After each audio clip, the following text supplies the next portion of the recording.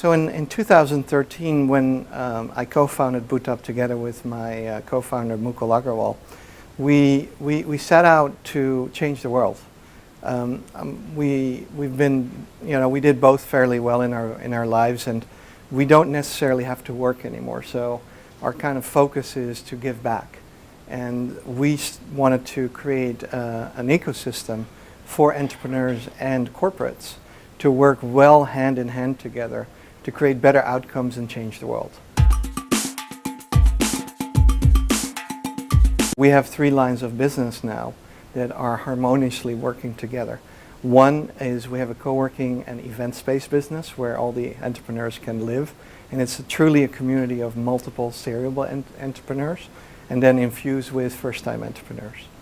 The second business is we do a lot of corporate strategy innovation and innovation development. So I have 400 developers worldwide that basically help the startups integrate with the corporates all the way from strategy to the hardcore core business implementations.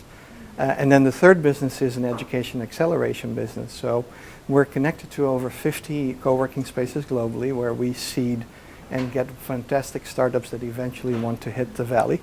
And those companies then eventually hit the valley in any shape, form, or fashion. And then from there on, some of them we pick out of the funnel, and we help them customized in a customized ways to accelerate. We often talk about, when we work with startups, that we want to invest in the jockey, which is the leadership team, the horse, which is the product or the service, and the race.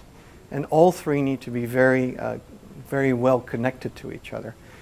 You can have a wonderful product, so a good horse, but if you have a horrible jockey, it's not going to fly, even if the race is a good race to be in.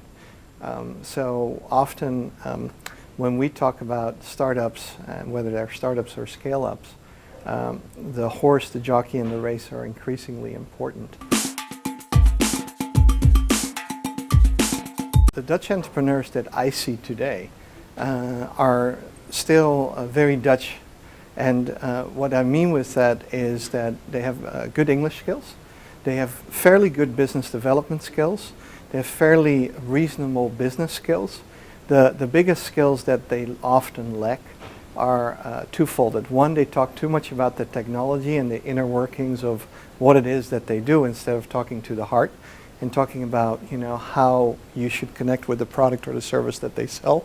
And that's the first kind of thing that I see over and over again with Dutch entrepreneurs. The second thing is that a lot of Dutch entrepreneurs are not skilled in marketing. They are not equipped to really market towards the audience here in the United States.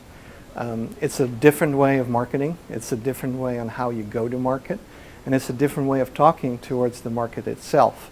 A lot of times we see a lot of the Dutch entrepreneurs thinking too small. So they have a good product, it sells well in Europe or sells well in Holland, but it doesn't sell well in the United States because the sales pitch needs to be different.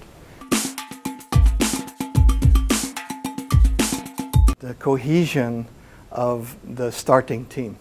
So you really look at the leadership qualities and the leadership skills and the mindset of that leadership team when you have an early startup, because we know that the product most likely will pivot, that the business model might pivot, that the startup pitch might pivot, but ideally you don't want the team to pivot, right? You don't want to lose a lot of those leadership. So when it's an early startup, you really look at can I complement the existing startup team with additional resources to make them stronger? That's one. B, is the leadership within that team strong enough to go through the next 5 years of hot weather? And there's a lot of psychology behind it. It's not actually rocket science, but there is some psychology behind it. And we sometimes, even before we invest, do psychology tests, and we figure out, hey, these are really the guys that we want to work with. Thirdly, as I said, it's always about the jockey, the horse, and the race. So the product needs to be good, and it needs to be in the market where we see a lot of upside opportunity, where there's perhaps not that much competition yet, or they have a unique selling point or a unique selling proposition. The first thing is identify the market and know if there is a market for you, right? If there's no market, why would you come here? That's the first thing. Secondly, to enter into the market, the cost of acquisition of customers or other type of technologies is higher than in Europe.